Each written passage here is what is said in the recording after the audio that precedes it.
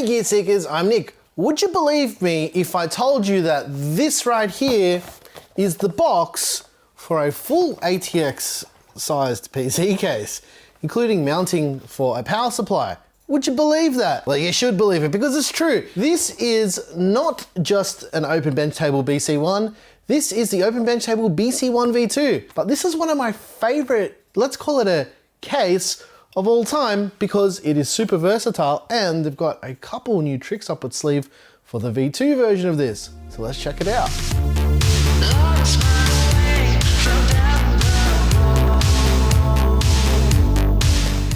Usually I wouldn't unbox something like this, but I feel like this is interesting enough to actually do that. So let's go over there and we're gonna open it up together, a brand new one, and we'll walk through everything and then we'll compare it to like the original Open Benchtable and computers. Here it is, ladies and gents, the Open Benchtable BC1 V2. Don't be fooled by the label on the box itself because it is actually the V2. Let's open it up. Right, give it a bit of a cut. Oh, this is the titanium version of it as well. So they come in 3 colors. They come in black, silver, and titanium. Whatever. Let's get it out and then we'll show you all of the things that have changed. So this thing looks like, if you guys remember a Meccano set, it looks kind of like a Meccano set, and it has mounting for literally anything you can imagine, right? So that's kind of the point of the Open Benchtable, is to be a portable and a practical PC case for testing. And some people just don't like cases, right? And that's fine, you don't have to like them. One of the first things that I've already noticed that's different with this is on the new version, they've got new rubber feet. I always found that the rubber feet on the original would come off if I was sliding it around. So I feel like they've addressed that quite well by putting long feet. The center of it is quite different. It's a lot more open now. New handle here as well. This has got a lot more refinement, and I'm going to show you guys exactly what I'm talking about. So for example, in these corners here, so originally there was no mounting for power buttons. So what they've done is they've added power button holes here, one for a power button and one for a reset button if that's what you wanted to do. So you can wire in your own power and reset buttons. Now you might be thinking to yourself, oh, this is a PC case, it should already come with that. Not with this type of case. And traditionally the boards that you would use with the Open Benchtable have their own power and reset buttons, but this is for boards that don't have that. So that's nice. So what I will be doing when I eventually set up our new test bench setup with this, because I'm going to switch to this, I will be putting in power and reset buttons, just in case there's stuff I need to do with boards that don't have it. One of the other new things with the Open Benchtable is the mounting for fans and radiators. So originally these had different brackets that weren't as large, so these can actually be kept together as they are, and you can adjust the angle of them kind of like however you like. You can lock them off, and they traditionally mount to the edges of the Open Benchtable. So you'd mount one here and here, and you can mount a radiator to it. You can also mount them to the side of the case. So they've actually changed the way that they've done this as well, which is a nice addition. This is a user requested thing. To be honest, the original way that they had these radiator and fan mounting brackets didn't really annoy me that much, right? I'll be honest, it just didn't annoy me, but it is good that they listen to what people want. I mean, it's right there in the name, right? It's open, so they have to listen. Those brackets aren't the only thing that have changed as well. There's plenty of other little details too. So look, I'll show you guys how to assemble the Open Benchtable. It's quite easy. So you'll notice that they have these bolts in the top of the legs, right? So all you really need to do to assemble it, and like before you set up the layout, is you take these out and then you would line them up with these holes on the bottom, feed the screw through the top. Yeah, you fasten them, right? Easy peasy, lemon squeezy. This is the typical setup for the Open Benchtable. So You would mount your power supply down the bottom, and that's essentially all you need to know about the open bench table that is in the traditional layout. But what they've done is they've changed it up a bit, right? So instead of you just having the standard open bench table layout with having it flat, they've actually got a vertical mode now, which is something that I personally think is pretty interesting, because although I'll be using this as our test bench, I can actually use this to shoot B-roll for motherboards now, because it's it's a very expensive motherboard stand. Or actually, that's me exaggerating a bit. You can actually use this as your PC case as well. So the power supply would actually weigh it down, and now the case stands up this way. So it stands up on an angle and leans back a bit.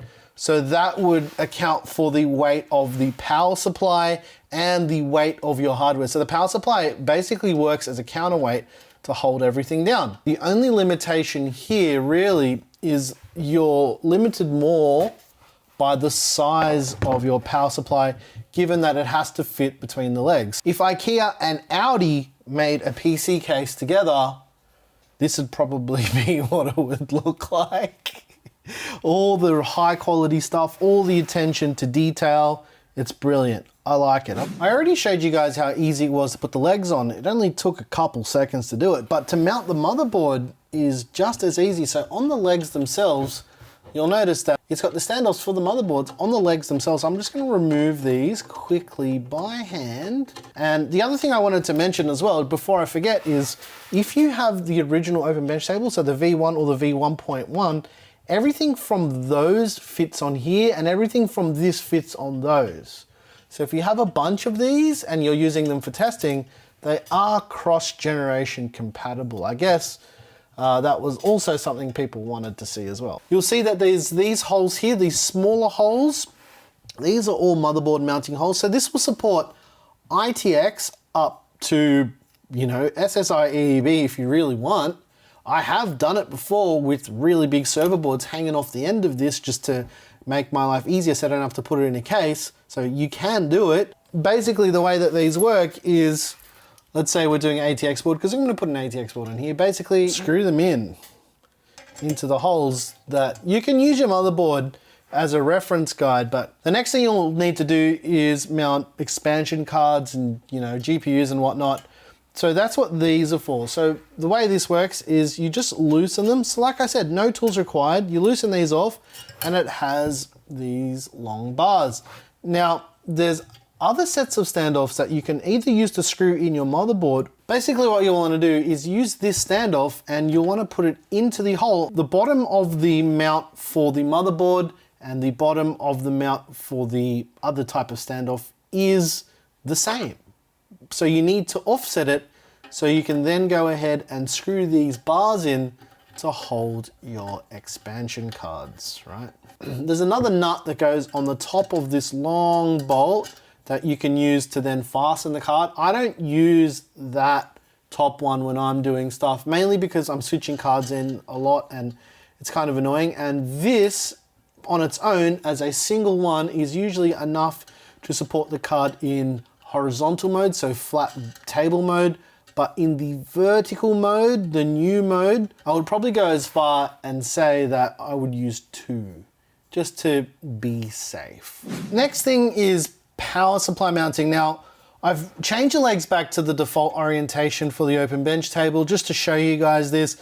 Typically, I mount the power supply in the top of the case, which is actually this side. I've got it flipped around just for ease of use, but you'll notice that there's these screws along the edge. Now these have different thread sizes. So this is the smaller thread size that you'll typically find on things like 2.5 inch SSDs. And then these are the ones that you'll typically find for mounting power supplies and whatnot. So as I mentioned, these are very long, but you need to account for the difference with the thickness of the bracket. So power supply mounting is very easy. Now this is only being filmed this way Just to show you guys how it works, I wouldn't usually do it this way. These are long holes now that actually allow you to slide the power supply around a little bit, so there's a bit more give and take. 3 screws to hold in the power supply. So you can see, as I mentioned, the fan at the top, so you get some air coming underneath it. Otherwise, the fan is flat on the floor, and that's not what you want as well. Installing the rest of the hardware on the Open Bench table is easy as well. So motherboard, if you're using these kind of push standoffs, so you don't need to screw the board in, which is the way I typically use it, all you need to do is quite literally line it up with the standoffs and then push down like that, and the motherboard is mounted. So you can see now there's no screws. I can lift it up by the board. And GPU is easy too, right? So obviously this one is completely up to you with how you wanted to go ahead and do this, but essentially same deal, right? Like a normal case, you line it up with the slot, you drop your card in like that, right? So that's literally how you put together an open bench table. Obviously there's no cables or anything around here, so you're not seeing like all of the cable management. That's typically pretty bad with this, but you're not buying this case for cable management purposes, although you can make it clean. You're buying it for ease of use and accessibility. Lastly, I wanted to show you guys fan and radiator mounting. Now I'm using a radiator for a custom water cooling loop just as an example to show you, so I don't have everything hanging off it. But essentially, you've got these points around the edge of the open bench table here. You can see them, they're all around, right? They've got little lips on them that allow these brackets to basically feed through and lock into place. So it now locks into a lip, so it doesn't drop out either. And you can then fasten these up, and we'll put 2 in. We'll just put these 2 in. This should be enough to hold a 360 rad. And then all you would do is you would mount your rad to either this edge like this. So you would use the screws that come with it and quite literally just screw it in. It would hold it kind of on an angle. You have to be a little bit careful with some radiators as well. Usually I mount them to the top of the open bench table myself when I do builds, and when I test stuff I'll have the rad at the top with exhausting through the top. So yeah, airflow is not really a thing with this case, considering it's in the name. It's an open bench table. So you can mount it like that if you like, or as I mentioned, you can mount them on other mounting points around the case. The spacing is now changed, so you'll notice that it's 120mm spacing now, so these brackets here hold it straight up, right? Thought I'd do a quick comparison between the V1.1, which is basically the same as the V1. From the get-go, you can notice there's a lot of differences already. So things like the mounting holes to mount the case vertically, which don't exist on the 1.1 or the 1. You'll notice the cutouts for putting the feet back in are slightly different as well. However, as I mentioned, everything is cross-compatible. So if there's something from the 2 that you want to use on the 1, you can use it on the 1.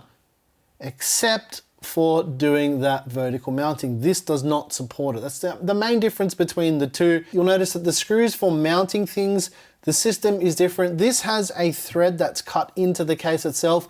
This has little nuts, shock mounting I would say, that basically allows you to, you know, screw them through the case and in. And the other good thing about these two that I've actually just noticed is, for the different types of threads on the V2, you'll notice that the screws themselves will have a different pattern. So just at a glance, you can see where everything needs to go if you need to put it back together. This one isn't as obvious as you can see, right? So that subtle change is actually quite good. That's gonna make my life easier. One thing I did mention earlier in the video though was the feet. So the rubber feet. So the V2 has these much bigger feet. The V1 has these small feet that I actually always lose. There's one on the other side there that I've lost, and these seem to be mounted a different way and less likely to lose them. But other than those improvements, there isn't a whole lot that has changed functionality-wise other than that vertical mounting. All right, ladies and gents, I hope you enjoyed taking a bit of a look at the Open Benchtable BC1 V2. I like all of the changes that they made to this. It's actually made it easier to mount radiators, especially in this standing up configuration that you see I've got going on back here. I didn't show building this for one reason. There are so many different ways to build this that this alone tells a part of the story. So I think for any enthusiast who's doing a lot of testing, or even for people who just want an open air case, the BC1 V2 is very, very good, but it does come at a price because these aren't cheap. So if you're interested in the Open Benchtable BC1 V2, they're going for $199 US at the time of filming. Yeah, it's a bit expensive, but the materials used to build this case are probably some of the best, if not the best quality material you'll find on any PC case ever, hands down. It is a phenomenal bit of engineering and it doesn't seem very complicated, but sometimes the simplest things are the best things. And that's all from me. I hope you guys enjoyed this video. If you like the music you heard here, I make all the music. It's available by clicking that join button down below. And if you want to get early access to videos like this one, head on over to Floatplane. Once again, thank you so very much for watching. I'm your boy Nick with Gear Seekers. You peak, we seek, and it feels good to be back in 2022. Thanks for watching.